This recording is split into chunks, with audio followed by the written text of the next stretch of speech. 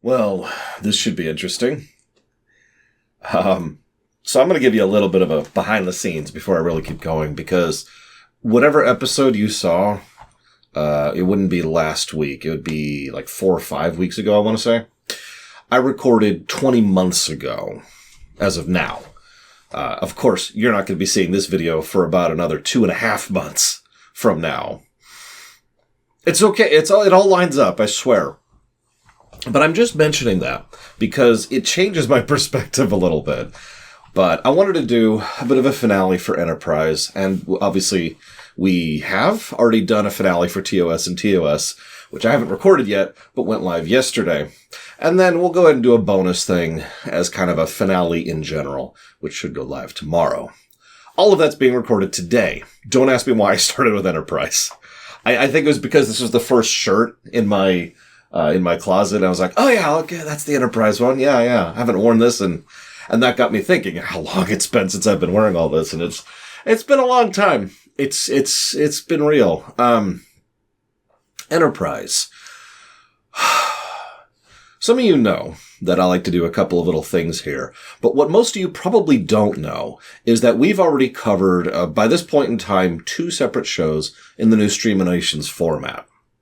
Now, the new Streaminations format is something we started 5 years ago at this point, maybe 4 years. It's been a minute.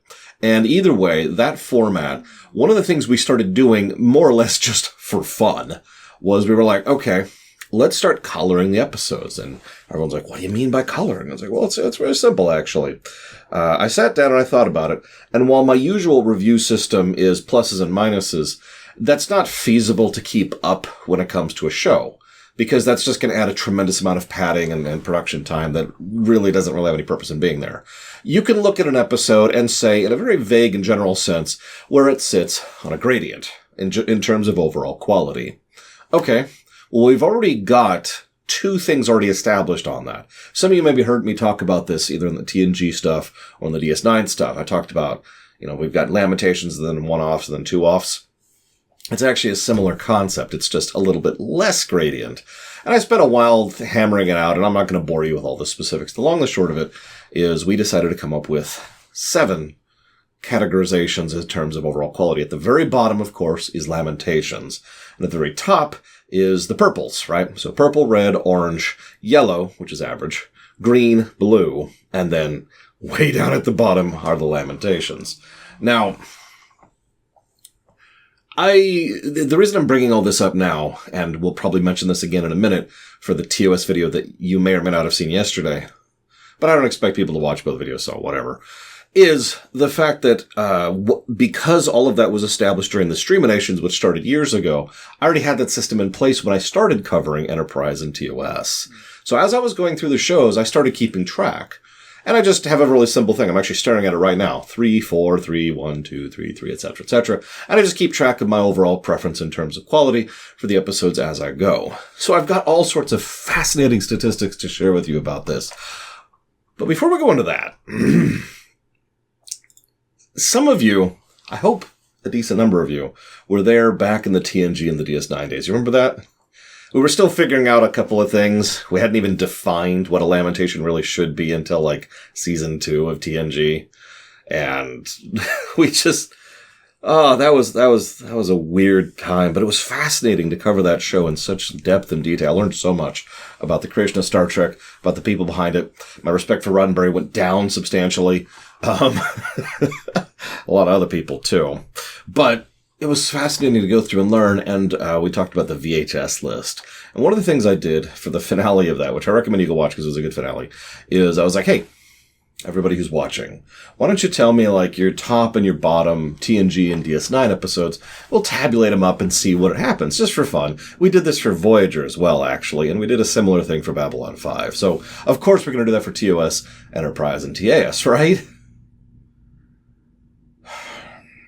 I probably should have seen this coming. But whereas we had close to about 200 to 300, depending, people voting on Voyager, TNG, and DS9, for the combination of Enterprise, TOS, and TS, we had, and I have a number right there because I was keeping track, 19. So I'm not going to be all big about the production thing. I'm not going to do a bunch of fancy editing tricks because honestly, I don't think anybody cares. At the bottom of the Lorewalkers' choice for Enterprise episodes, we have, I guess I shouldn't say the bottom because that implies the worst. So at the top, we had several votes, 1 vote each for several episodes, which include Carbon Creek, which that makes a degree of sense. It's very kind of doing its own thing, and it's mostly just a down. It's like 1159, right? Except Enterprise Edition, kind of a non-standard science fiction story, which may or may not have actually happened as writ, and of course violated actual canon. But let's ignore that for a moment. Then we have Strange New World, an episode which actually has some decent character moments to it, and a whole lot of incompetence from the crew, so that makes sense. Then we have Bound, our only season 4 episode on this list, which is when it's the Orion Slave Girl episode. I don't know what else to add to that, honestly. After that, we have Vox Sola, which is the Snot episode. And I think that kind of describes that as well as it really needs to be described. After that, we have Fusion, which is the Vulcans who go cuckoo for Cocoa Puffs episode.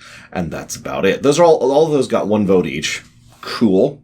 What else we got in the 2? Well, we've got 3 episodes, which all got 2 votes. Cogenitor. I'm not even going to dignify that one with a comment. I hate that episode, if you remember. Carpenter Street. Yeah, that was another time travel one, except that was in the middle of the Xindi arc and didn't fit particularly well or was particularly well done. And then, of course, something that'll probably surprise absolutely no one, A Night in Sickbay. You know which episode that is. Don't front. Don't front. So moving forward, we have a couple episodes which had 3 votes. Hatchery, also the Xindi arc. Can I just interrupt real quick? One of the weirdest things for me when I was going back through Enterprise, and actually doing the rumination, having analysis about all that, was how little of season 3 had to do with the Xindi. Like, I talk about background arcs and foreground arcs, and it's something that's been a major topic in the Justified streaminations that we've been doing recently, which should start going live on YouTube next week, actually. Although, from my perspective, 2 months ago from when you're seeing this, we've already started them, is the idea of, get these things going out. You don't always have to have a background arc be a foreground arc. It doesn't need to be the main plot of an episode. But that's not really what they did with season 3, is it? They just kind of did whatever they wanted to with season 3, and then occasionally had an actually really good episode. It was such a weird season. Now, season 4, ooh, that was legit. Then we have Extinction.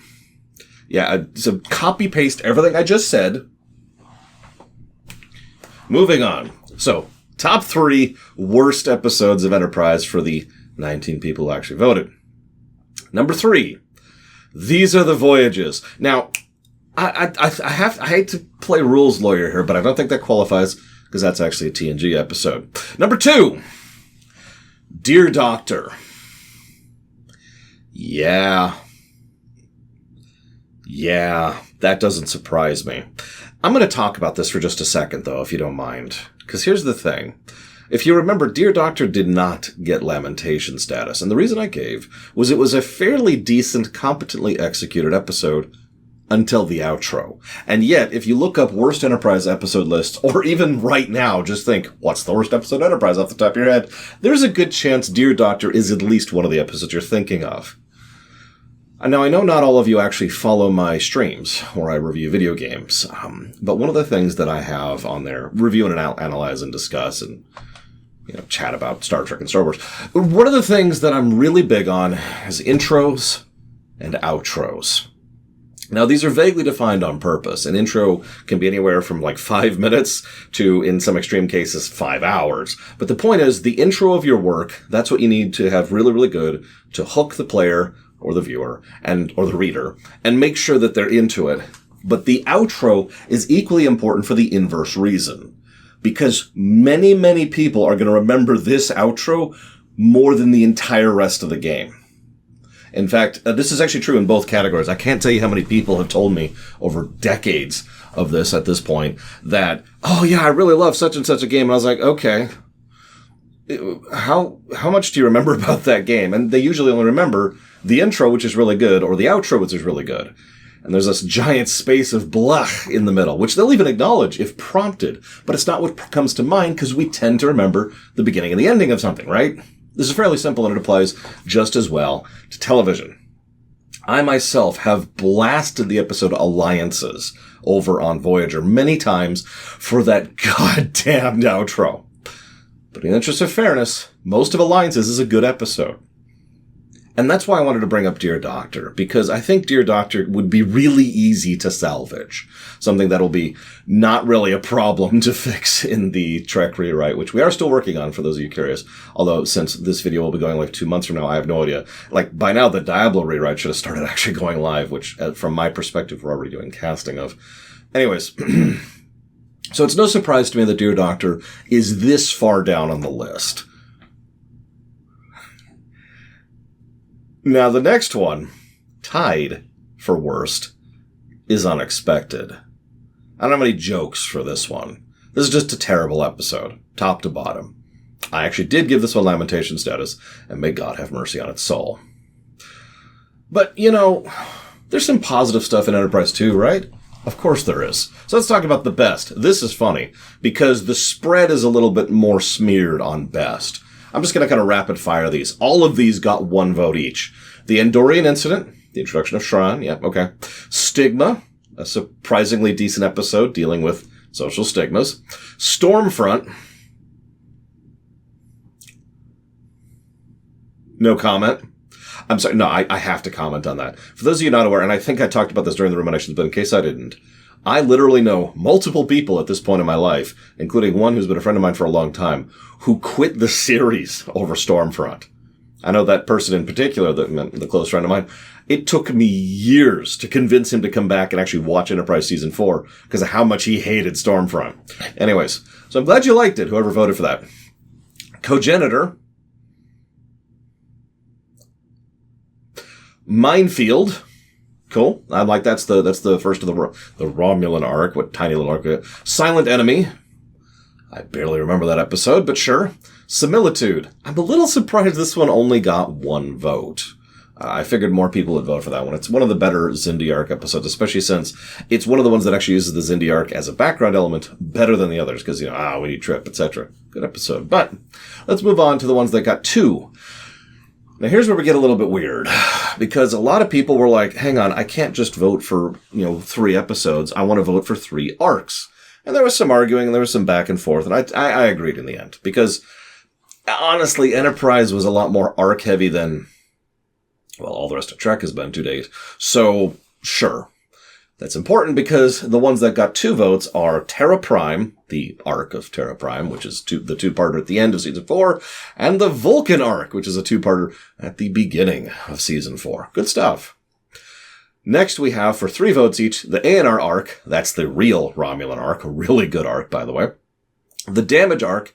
That is probably the most actual Xindi arc in Season 3.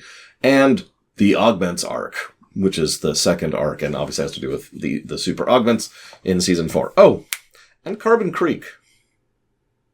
This one surprised me a little bit. Carbon Creek tying for 2nd best, simply by virtue of just being that enjoyable, really surprised me. But hey, I'm cool. I'm with it.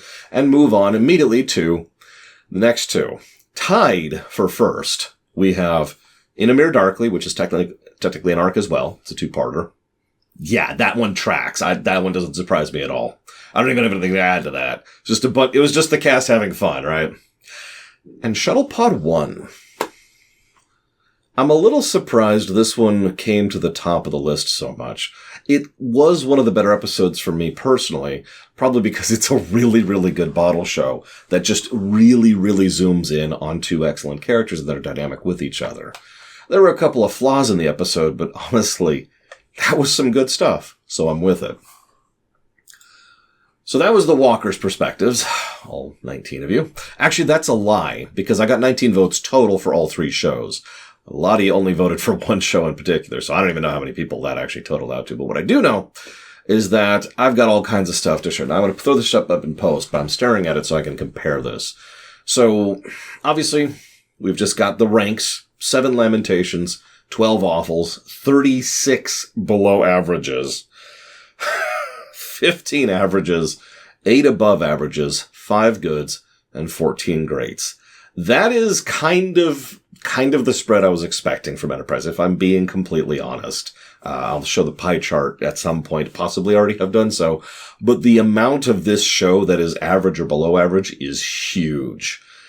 And if I might be so bold, that was one of the biggest flaws of early Enterprise. Not that it was bad, that it was just there and didn't do much. It was wallpaper. Okay, that's neat. Moving on. Now, I've got more little statistics here, just because I'm a spreadsheet geek. What do you want from me? So let's break this down across the whole show, first of all. So I've got a nice little thing here. I'm not sure where I'm going to put it, because it's kind of a horizontal thing. I'll figure something out. Maybe I'll put it over my face. Nobody actually wants to see my ugly, stupid face here. So instead, here it is. So there we go. There's all the rankings from down to 1, which is the limitations, up to 7, which is the purples. That's kind of what I expected for the most part. If you look at it, most of all the way up to about mid to late season 3 is just average, with very few iterations off of that. It's just average, until you get to about season 3. It looks like episode 18, which is when it starts to spike and plummet and spike and plummet. But then it kind of goes up and stays up for most of season 4, because season 4 was awesome, with only 3 plummets in the middle of that. Hang on one second. Let me look at my numbers here, because I feel like there might be something off. That's what it is. Yeah, okay, that tracks. Sorry, just wanted to make sure I was looking at the right thing, which I am. So that's always cool. If you're wondering, the red line is, I guess it's actually labeled, it's the average, and it's tracking the average across the whole show. And in fact, the final average, in case you're wondering, is at a 3.78, which obviously doesn't mean anything to you. But what that means is the whole show overall is a little bit below average. You know, a little bit below yellow, but significantly above green. That's not great. But hang on, because you know me, and I like numbers. So why don't we look at this from a per season thing? So I've got a little statistic here. Average quality per season. Average of season 1, 3.2, which is below average. Again, 3 is green, below average. 4 would be average, right? Yellow. So 3.2 for season 1, 3.23 for season 2. I'm a little surprised that went up. 3.58 for season 3, because season 3 was a lot of ups and downs. And 5.32 for season 4. Which puts season 4 at decisively above average, even in an average sense. Why do I always use the same numbers? Anyways, so that's all cool. And that kind of gives us this chart, which I'm going to go ahead and toss up here. And you can see the colors and the averaging and, you know, where everything lined up. And you just see this giant smattering of green across season 1. Now, you can take this however you want to. There's a lot of ways to interpret data. I find interpreting statistics is more interesting in many cases than the statistics themselves. But what I love best about this is season 2 had no reds or purples. Ouch. Season 3 and season 1 had no reds, but both had purples. Season 4 had a lot of purple and a decent chunk of red, some orange, some yellow, and then some dreck at the bottom. That says a lot. And one of the reasons I want to mention that is, again, interpreting data. What I see when I look at that is season 1 played it as safe as possible. Season 2 didn't really do as much in general, because season 2 just was, I talked about it during the ruminations, that the executives were really breathing down their neck in season 2. Season 3 tried to completely upend everything, except they didn't. Instead, what they did was they just decided, we're just going to try a new direction we've never tried before. And it succeeded and failed miserably.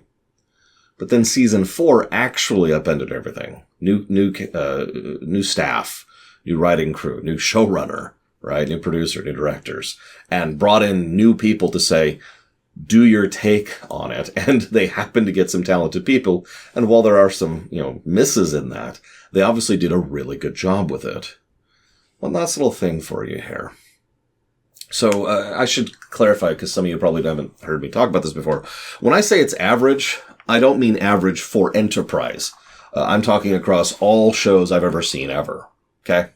It's not within the field of something. It's within everything I have ever covered. That's important because it helps to explain this next chart. Because when you're creating something, the ideal is, of course, to have everything be above average or better. Orange, red, purple, right? Those are the ones you want.